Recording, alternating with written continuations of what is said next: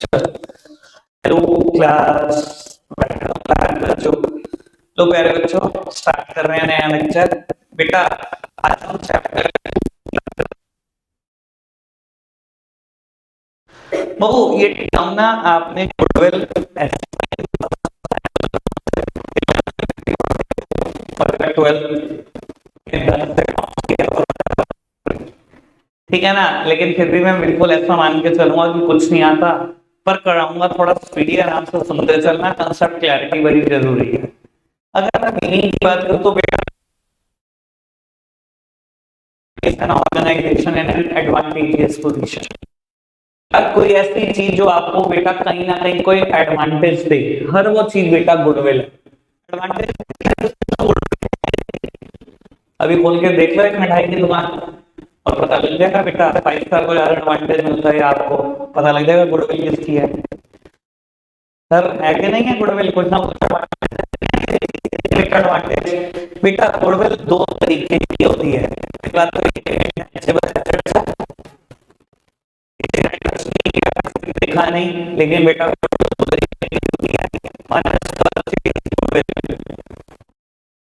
Other one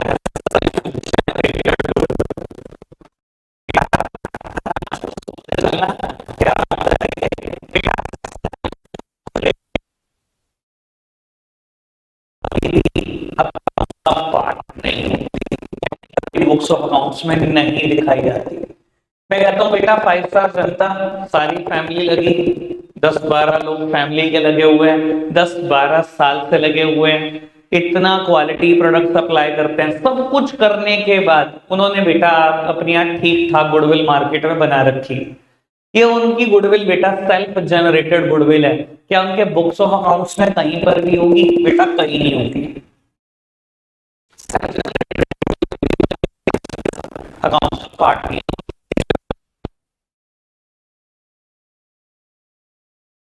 goodwill सिर्फ purchase goodwill. मतलब क्या कहने का, तो समझाता हूं बेटा परचेज गुडविल कैसे।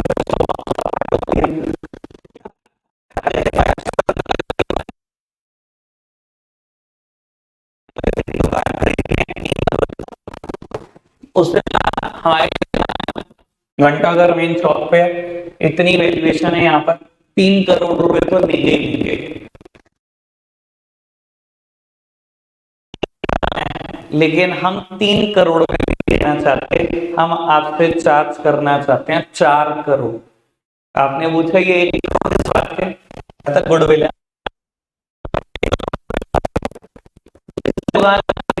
पहले दिन से ही कमाना शुरू कर दो, इतनी गुडविल बनाएंगे। बेटा जो कस्टमर जाते हैं ना उनकी दुकान में, ये नहीं देखता बेटा कि कौन बैठा हुआ है चेयर पे, कौन पैसे इकट्ठे कर रहा है।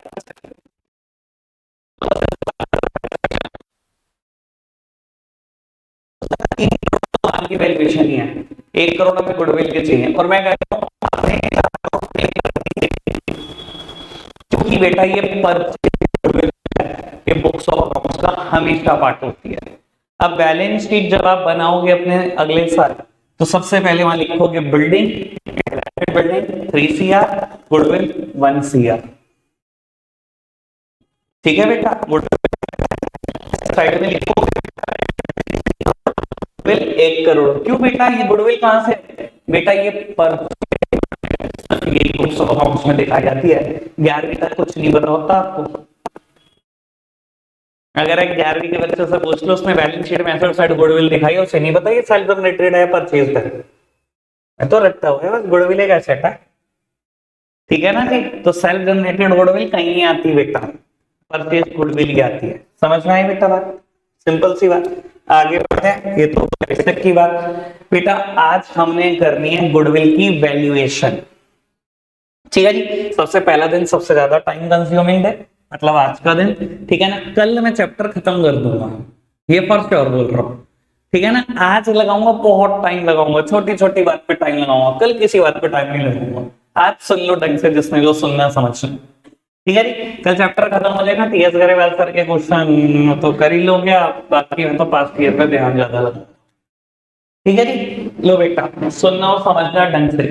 बेटा अब गुडविल को वैल्यू करने के बहुत सारे मेथड हैं, कुछ याद कराने की कोशिश करो जिन्होंने पहले पढ़ा हुआ है। एक एवरेज प्रॉफिट मेथड था, एक वेटेड एवरेज प्रॉफिट मेथड था, एक सुपर प्रॉफिट था, capitalisation of average profit, capitalisation of super profit. याद आ रहा होगा कुछ ना कुछ। ठीक है जी बेटा, मेरी चर्चा अभी सिर्फ आज एवरेज प्रॉफिट पर है, और अगर मैं एवरेज प्रॉफिट मेथड आज पूरा करा दूं, समझा दूं, एक दो क्वेश्चन करा दूं, तो मैं मानूंगा कि मेरा आज का टारगेट पूरा हो गया, क्योंकि मुझे पता है कल 4 हो जाएंगे बच्चे भी। ठीक है ना, आज है टाइम लगाने की बात। ठीक है जी, तो चलो खैर देखते हैं बेटा। बाबू एवरेज प्रॉफिट मेथड से गुडविल कैसे निकलती है, आराम से समझना। ठीक है ना, मैं पहले ही बता रहा हूं बेटा, हम एवरेज प्रॉफिट कैसे निकालते हैं।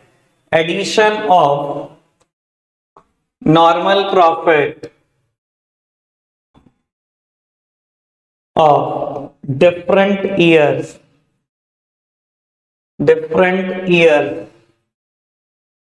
Divided by number of years, ऐसे निकलेगा एवरेज प्रॉफिट।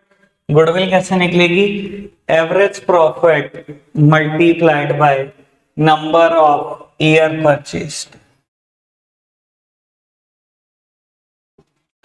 बाबू आराम से एक बार फॉर्मूला देख लो, ठीक है ना। मैं आपको बता देता हूं, बहुत सारे हैं भाई ऐसे टीचर्स भी, इनका कहना है ये फॉर्मूला बेस्ड चैप्टर है, तो पहले दिन ही उठा के 500 फॉर्मूला लिखवाते हैं, चलो जी हो गया चैप्टर खत्म। सर ये एक पैसे का भी फॉर्मूला बेस्ड चैप्टर नहीं है, ये टोटल चैप्टर समझने वाला है। बहुत गलत कहते हैं ऐसे लोग, जो भी कहते हैं, ठीक है ना। और जितने भी वर्ड यहाँ लिखे हुए हैं सबकी अपनी अहमियत है, इसलिए मैं बोल रहा हूं आज इतना ही होगा। ठीक है जी, क्या लिखा हुआ है बेटा, addition of normal profit for different years divided by number of year, ऐसे निकलेगा एवरेज प्रॉफिट। और बेटा गुडविल कैसे निकलेगी, average profit multiplied by the number of year purchased. बेटा सबके अपने मायने हैं, ठीक है ना। मैं एनालाइज करूंगा पूरा फॉर्मूला, मैं तो भी फॉर्मूला लिखा, मैं तो बताने की भी जरूरत नहीं, समझी क्या है। ठीक है ना जी, मैं पूरा फॉर्मूला एनालाइज करूंगा, ढंग से रीड करेंगे इसको। ठीक है ना, जब एनालिसिस मेरा खत्म हो जाएगा तो समझ लेना ये मेथड खत्म हो गया। ठीक है जी, अभी आप सामने देख रहे हो, एक क्वेश्चन खुद से ही फ्रेम कर दूं। ठीक है जी, एक क्वेश्चन खुद से फ्रेम कर दूं, बड़ी बड़ी स्टेटमेंट नहीं लिखूंगा, ठीक है ना, सीधा बेटा न्यूमेरिकल फिगर लिखूंगा, बाकी बोल के ही खत्म कर दूं। बेटा आज 1 अप्रैल 2023 है और आप 5 स्टार जनता की दुकान खरीदने पहुंचे, मान लो ये है मुद्दा। ठीक है जी, और तय ये हुआ कि वो 3 करोड़ आपसे लेगा अपनी दुकान के और बाकी लेगा गुडविल के। जब आपने पूछा कि गुडविल के कितने पैसे लोगे, तो उसने कहा कि गुडविल के लिए मैं एक बार अपने सीए को अप्रोच करना चाहता हूं। तो उसने जब अपने सीए को अप्रोच किया तो उसने कहा कि एवरेज प्रॉफिट मेथड ठीक रहेगा, आप एवरेज प्रॉफिट से कैलकुलेट कर। ठीक है बेटा, एवरेज प्रॉफिट उन्होंने कहा 5 डिफरेंट ईयर्स के पिछले 5 सालों के लेंगे, और उन्होंने कह दिया कि नंबर ऑफ ईयर परचेज्ड 6 है, number of year purchased 6 year. ठीक है, और पिछले 5 सालों के प्रॉफिट ऐसे ऐसे हैं, 31 मार्च 23, 31 मार्च 22, 21, 20 और 19। ये प्रॉफिट है बेटा 20 लाख, 18 लाख, 17 लाख, 16 लाख, 14 लाख, कैसे प्रॉफिट। ठीक है जी, समझ में आ रहा है क्वेश्चन। मैंने स्टेटमेंट नहीं बनाई, बस मेरे को ये होता है स्टेटमेंट बनाऊंगा बहुत टाइम खराब करूंगा आपका भी अपना भी, ठीक है ना, वो नहीं खराब करते टाइम, सीधा मुद्दे की बात पे होते हैं। ठीक है जी, सुनना आराम से समझना बेटा। सबसे पहले एवरेज प्रॉफिट कैलकुलेट कर, मैं सिर्फ अभी आंसर निकाल रहा हूं, जब आंसर निकल जाएगा उसका पूरा एनालिसिस करूंगा, आराम से समझाऊंगा क्या है मेरा मुद्दा। ठीक है जी बेटा, सबसे पहले एवरेज प्रॉफिट लिख के एवरेज प्रॉफिट कैलकुलेट करते हैं। एवरेज प्रॉफिट कैसे निकलेगा बेटा, addition of normal profit for the different year, add कर दो नॉर्मल प्रॉफिट जितने भी साल के आपको कहा है, 5 साल के का है, डिवाइड कर दो नंबर ऑफ ईयर से बेटा 5 साल से। ठीक है बेटा, मैंने ऐड करना शुरू करा प्रॉफिट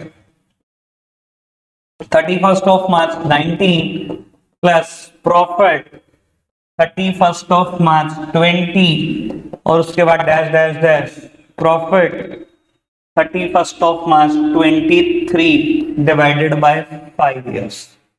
ठीक है जी बेटा, 14 लाख का भी प्रॉफिट था, 16 का भी था, 17, 18, 20 डिवाइडेड बाय 5,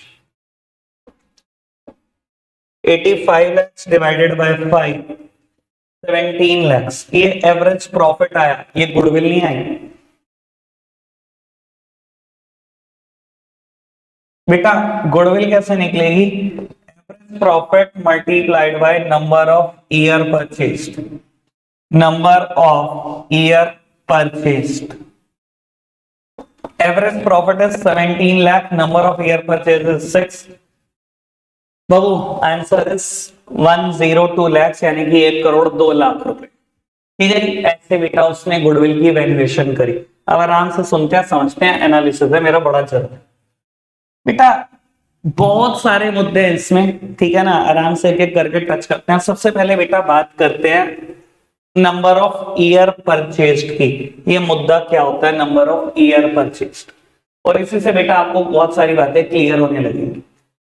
बेटा नंबर ऑफ ईयर परचेज का मतलब क्या होता है कि अगर आप 5 स्टार जनता जैसी दुकान उसकी सेम लोकेशन पे खरीद लो, सेम साइज की खरीद लो और सेम नेचर ऑफ बिजनेस शुरू कर दो, तो आपको उसके जैसे प्रॉफिट कमाने में कितना टाइम लगेगा।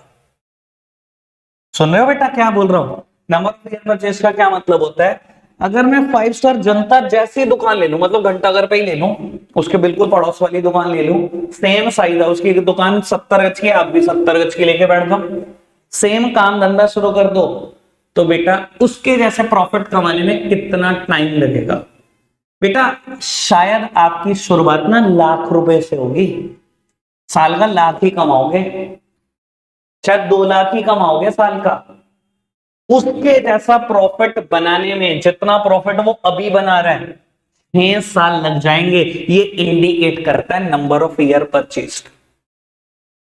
और अगर मैं उसकी जैसी दुकान उसी से ही खरीद कर बैठ जाऊं और गुडविल पे कर दूं, तो अगर बेटा मैंने ये गुडविल की अमाउंट उसको पे कर दी, तो पहले दिन से बेटा ये प्रॉफिट बनाना शुरू कर दूंगा कि नहीं कर दूंगा, ये बताओ, बताओ, बनाना शुरू कर दूंगा कि नहीं कर दूंगा। That's why on that logic number of year purchase से मल्टीप्लाई की जाती है।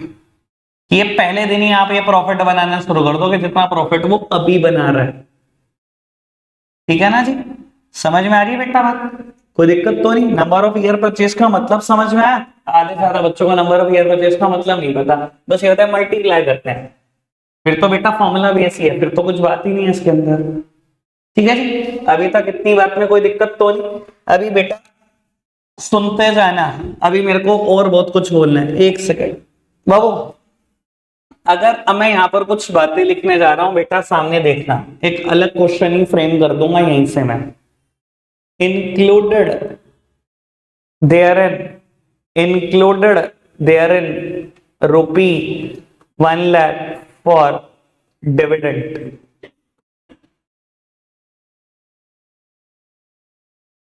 After charging abnormal loss due to fire ₹3 lakh। बाबू सेम क्वेश्चन है, ठीक है ना। 31 मार्च 1 अप्रैल 2023 है आज।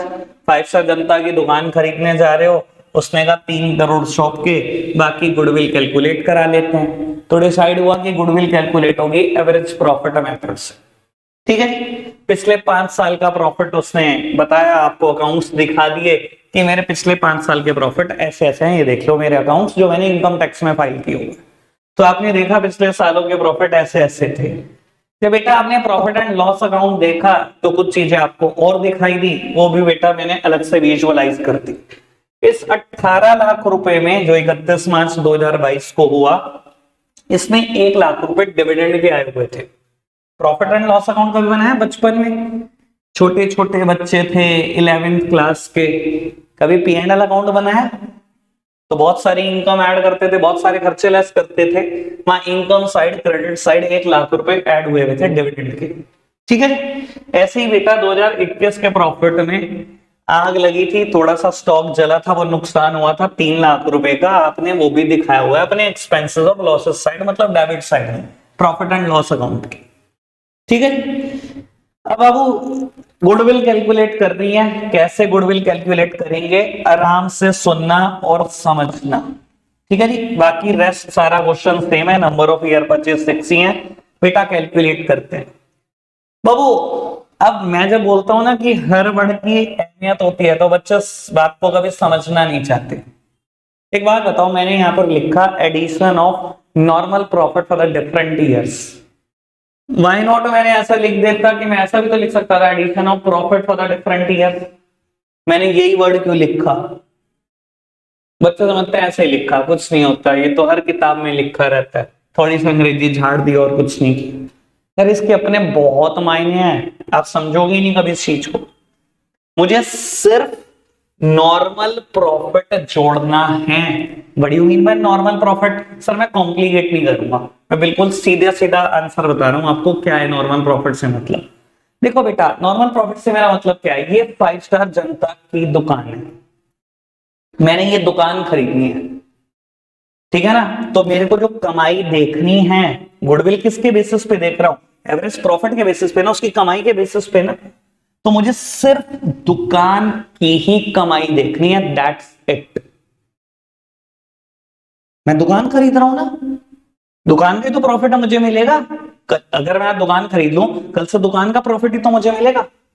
क्या सोचा हमने, गुडविल कैसे कैलकुलेट करेंगे, उसकी कमाई के बेसिस पे निकालेंगे। तो बेटा जब उसकी कमाई देखना, तो कहता सिर्फ नॉर्मल प्रॉफिट देखना। बड़ी mean by the normal profit, normal profit का मतलब है बेटा सिर्फ उसकी दुकान का प्रॉफिट देखना, वो इधर उधर से क्या कमाता है मेरा लेना देना नहीं है उस बात से। मुझे क्योंकि दुकान का प्रॉफिट मिलेगा, मुझे उसका जो इधर उधर की कमाई है वो नहीं मिलेगी। समझ में आ रही है बेटा बात?